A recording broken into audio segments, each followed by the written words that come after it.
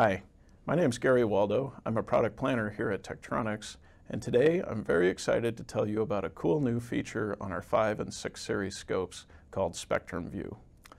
Normally, when you think about frequency domain analysis on an oscilloscope, you think about FFTs. However, FFTs are notoriously difficult to use for two primary reasons.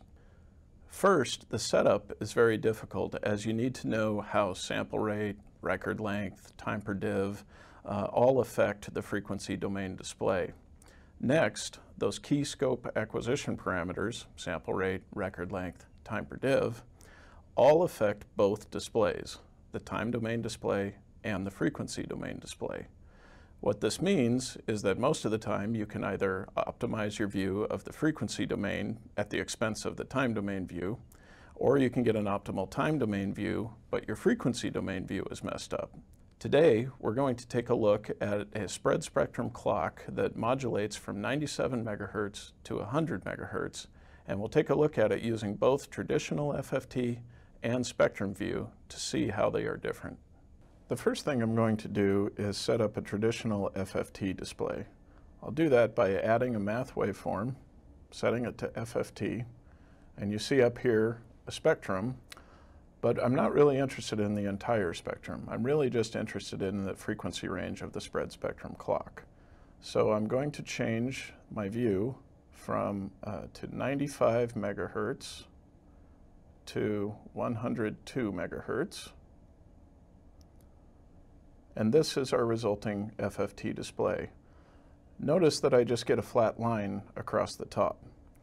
This gets to the point that I was making above understanding the sample rate, record length, and time per div settings of the oscilloscope. Resolution in my frequency domain display depends on the amount of time I capture in the time domain display. So to increase my resolution here, I need to capture more time here. So let's go ahead and do that.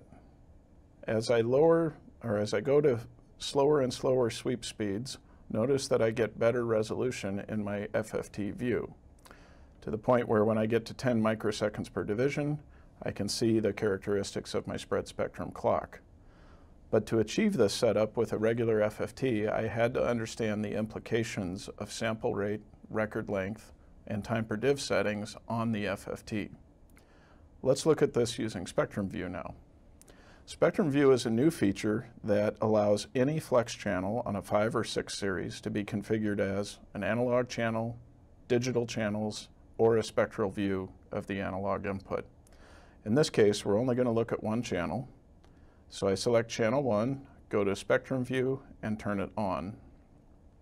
The first thing I'm going to do is drag this view such that I can see both of my frequency domain views side by side for easy comparison. Couple of things to notice immediately. First, automatic peak markers indicate the frequency and amplitude of the highest magnitude peaks in the spectrum view display. Next, I get a spectrum badge down here that indicates my center frequency, span, and resolution bandwidth of the spectrum view display. So I'm going to double tap that, set my center frequency to 98.5 megahertz, and set my span to 7 megahertz. Notice now that both views are showing my spread spectrum clock. So at first blush, you may think, well, what's the big deal about spectrum view? So first major difference, this view was much easier to set up than this view. Remember here I had to understand implications of my time domain settings. Here, all I had to enter was center frequency and span. But more importantly than that is this view is still tied to my time domain controls, whereas this view is not. So why is that important? Well, let's say that I wanted to look at a few cycles of my spread spectrum clock. I'd do that by changing my horizontal scale here. So I'm going to scale in until I see just a few cycles of my clock. Notice what happened to my FFT view. It's back to showing a flat line across the top because I don't have enough resolution because of my time per div setting. Notice spectrum view. It's still rock solid, showing the exact same view that it was before. So that's with faster time per div settings, where you will oftentimes find that your FFT view is useless.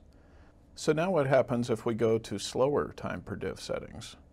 For example, on channel 2, I'm looking at an RS-232 control signal. So if I go to where I can see several cycles of the RS-232 signal, and again observe my frequency domain displays, notice that spectrum view is again rock solid, still showing the exact same information. Yet my FFT view is now not only not showing a flat line, it's not showing anything. The reason why, if we look down here to our acquisition settings, we're acquiring at 62.5 megasamples per second, which is not enough to capture the Nyquist information on a 100 megahertz spread spectrum clock.